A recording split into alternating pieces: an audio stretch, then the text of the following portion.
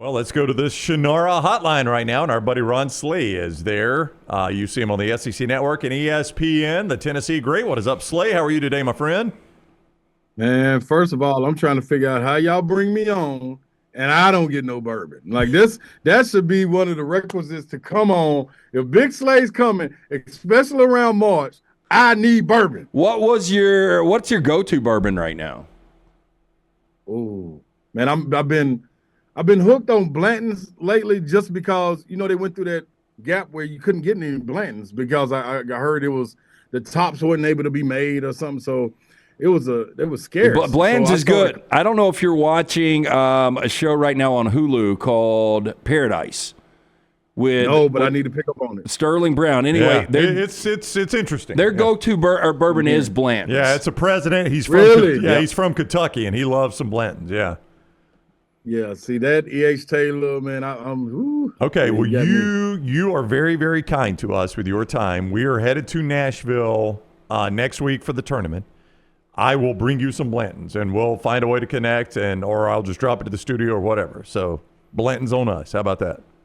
Hey, man, heck yeah. Hey, so when you were playing in Turkey and Israel and Italy and Spain, what was the go-to over there? I mean, because, bourbon's become a big, obviously a big brand. Tequila's kind of hot right now as well. Mm-hmm. But what was it back in the day? Back then, it was all vodka for me then at that time. Okay. Yeah, give me some good vodka. I'm gonna turn the party all the way out. Ain't no need playing around. Then late night when I tried to simmer down, which I didn't. Champagne. I would switch to a little champagne. Why? I have no earthly idea. Okay, so we never agreed. We've heard the story from Michael Jordan. We heard Barkley. I mean, these guys would party all night. We've talked to you about your escapades over in Europe playing, and then the Mavericks decided after this really dumb trade, Anthony Davis and Luka. Man, we're hearing Luka's going to drink or eat himself out of the league. Luka's so good, he can continue to drink and eat it. It ain't going to matter, right? Listen, dude, it's some people, they just can do it. I'm telling you. One of the guys, a guy that could stay up all night, and this is not from me. This is from a source that coached him, Allen Iverson. I remember him saying, the coach, and it's John Lucas. So everybody knows John Lucas when it comes to alcohol and drugs and things. His story is very well documented, and he's an advocate to make people not do that, especially athletes. But you walk in, and he said, man, it would be plenty of times that guys would come in, they'd been drinking or partying the night before, and he would tell them when they come in, hey, man, you can't do what Allen does. Stop it. He can do it. Whatever he does, I don't know what he does, but whatever he does, when he gets on this floor, he's a different animal. So some people, they just got it. Rodman was another one. Oh, yeah, I bet Rodman was one. All he had to do was get rebounds, though, Slay. It was just one thing. Hey, guess what? Hey, man, that defending is way more physical. You're right. And he was one of the best defenders. I had to never worry about that part, though. It was a wild weekend in the Southeastern Conference. Let's start with your former team there. We've got your reaction. We'll play it a little bit later. But just the game itself, it was an excellent game between two teams that are worthy of being a one seed. Probably only one will. But that ending, the last 30 seconds for Alabama and for Tennessee was, if you're a Bama fan, tough to swallow. If you're a Tennessee fan, you say, thank the Lord, right? Absolutely. It just goes with, I think, an overall season of the SEC, understanding that, man, it's so difficult to win on the road for whatever reason, whether that be coaching, whether that be bonehead plays, whether it be shots missed, whether it be the crowd getting to you, whatever it is difficult to win on the road. I thought Alabama came out and played a really, really good game, a solid game, getting people to make deposits in that game that you didn't necessarily think. Like Fallon has been struggling. Fallon was playing really well to me in that game. Aiden Holloway's been on. Youngblood, I thought Youngblood could have given them a little bit more, but I think the answer was Jordan Gainey, Chaz Lanier in bunches. The big fella, Felix Akpara, did a terrific job down low as far as defending the rim. You may not see it in the stats, but his impact, man, was second to none. Giving up getting second chances as far as offensive rebounding go, and then just that last stretch. I thought that embodied not only who Tennessee is, but who Jemai Mashack is. You know, a guy, when you hear coaches talk about him, and they talked about it throughout the broadcast, how Nate Oates kept on raving about Jemai Mashack. You've heard other coaches say you need those type of guys on your team, the glue guys, if you will. Youngblood is there for Alabama to me. But, man, to get that offensive rebound on the free throw, I don't know if people understand. Like, it's not as documented as it used to be, as much as it put a body on them, put your L's up, box out, get low, step into.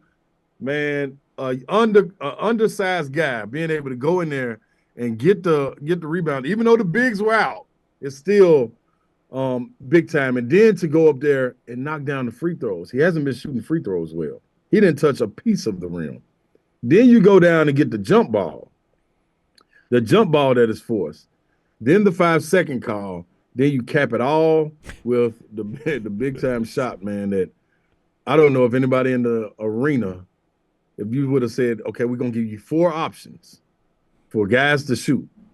Give me the 4 guys you want to shoot. I'm not sure if any of them would have picked Jemai Mashack, but, man, one thing about it, he got the spirit and the soul of a go-getter and a guy that wants to finish and compete, and he answered the bell. You mentioned Jordan Gainey. Outside of Gainey, though, and look, he's a double-figure guy coming off the bench, how much do you worry about this bench once we get to postseason play?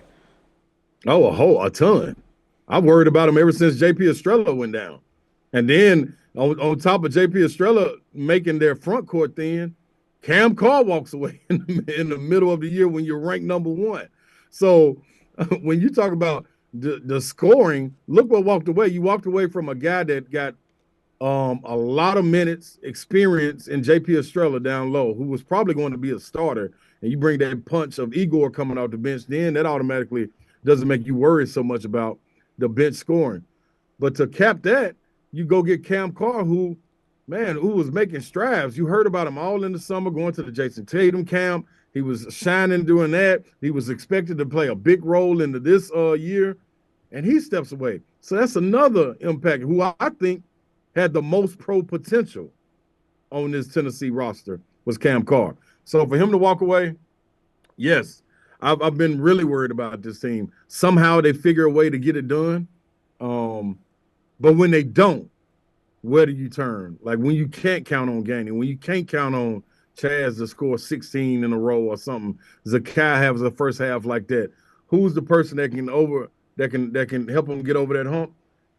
It worries me because a guy like Darlin Stone Dubar, you haven't seen his impact yet on the game. You saw it in flashes. You saw it in the Illinois game. You saw him a shot against Bama. You see him throughout the season, but the impact consistently is lacking right there. And I think he's the guy, when you look at the guys, top 5 in efficiency coming out last year, Chaz Lanier was number 2.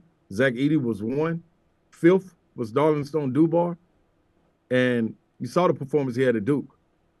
Why hasn't that translated? So, yeah, it worries me quite a bit.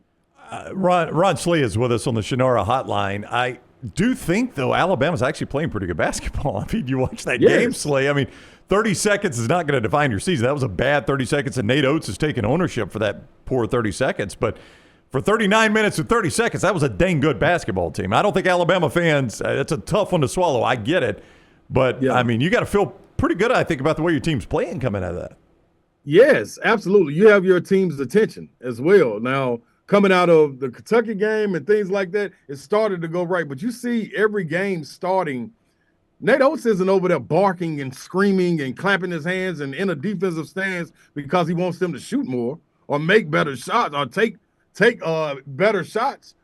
He wants them to play defense. They have been trying. And when you have the offensive weapons that they do, the chemistry that they do, all you need to do is give a little bit more effort and pay a little bit more attention. I think they have been doing that.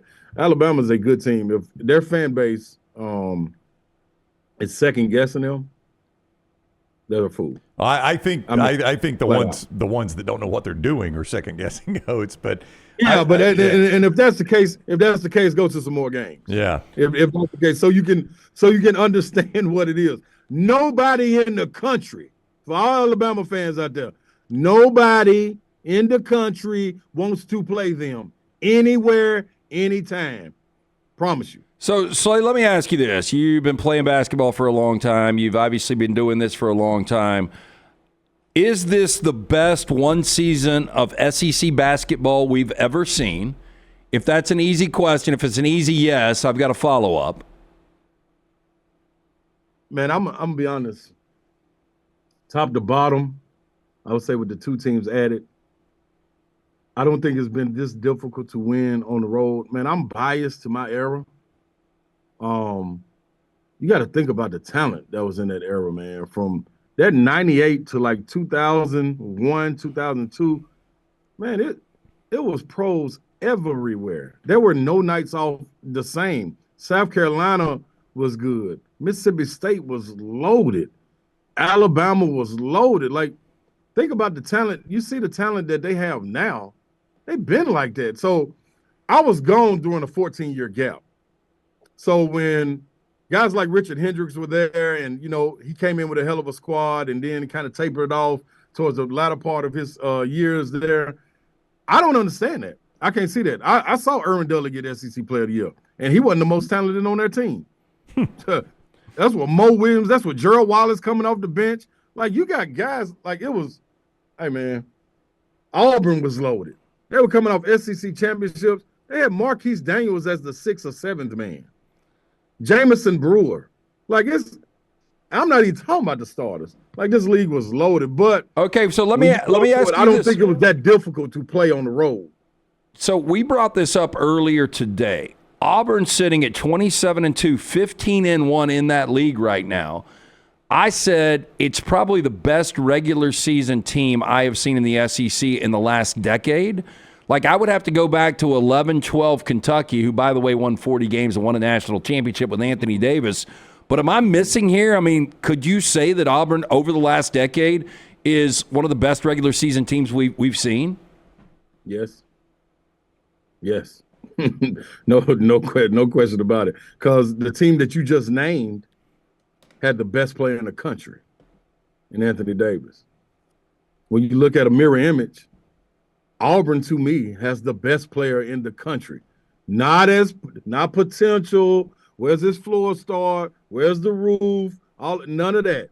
Like Michael Jordan said, the ceiling has no roof with this Auburn team. It's understood. Janai Broome is that deal. The pieces around him, they're that deal. They know how to answer the bell. You can move a guy, you can miss a guy like Denver Jones, be out of the lineup, and not miss a beat because Tahad Pettiford. A guy like Miles Kelly does not have to play. You put Chad Baker-Mazar in. You put a guy like Chris Moore, insert him into the lineup. And Chris Moore, when it comes to talent, he knows who he is. Defensive guy, go out there, do all the blue-collar work. You can insert him in the lineup. Why? Because he's been there as long as Bruce has been there. And he understands exactly what his role is, and they know they can rely on him. Chaney Johnson. The list goes on and on.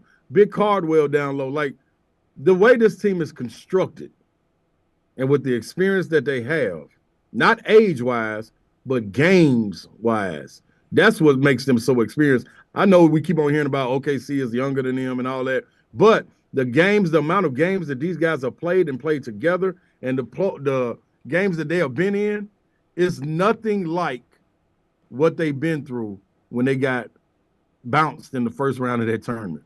This was their core group. So when everybody's looking around like, God, how are they getting this done? Because they walked around with egg on their face all offseason and brought everybody back. That's why they're doing this. That's why they saying call God. You better call somebody.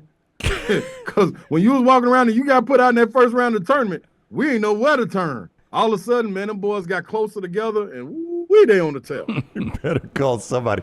I mean, I've said this all year, and obviously Auburn started to pull away. If you're the regular season champion of this league, you should be the overall 1 seed. I know Duke beat Auburn earlier this year, Slay, but to me, if you're going to say this is the best conference it's ever played, and a lot of people are saying that. The regular season champion ought to be the overall one. Yeah, I totally agree. And then to me, they can drop these last 2 games, and they still overall number 1. I agree. And don't win a game in the SEC tournament. They still overall number 1 because the Duke team that they went and played, they didn't play them on a neutral site. They didn't play them in a neutral court. They didn't play them at the Charlotte Hornets arena. They played them in Cameron. That makes a difference. When they went and played Houston, they played them inside of Houston. Like this, they faced every battle and walked away with it unscathed and continue to grow from it. If it's not, I don't know what you're looking at if you don't say this is an overall number 1 seed that's been tested the way they have. They played high-scoring games, low-scoring games. They played without their national player of the year in Janai Broome. And still, I almost thought for a second, I didn't think they were a better team, but for a stretch, I said, good gosh, they got even more dangerous defensively with him being off the floor. So, man, Bruce got something. The Ron Slay is where you follow him on social media. The Ron Slay, and you see him on the SEC Network and ESPN. Slay, thank you for the time, my man. Have a great week. No doubt, baby. Blanders, baby. Come on to the Music City. We'll bring it to you. We're going to like no other, baby. We're going to bring you some. Thank you, buddy. Take care.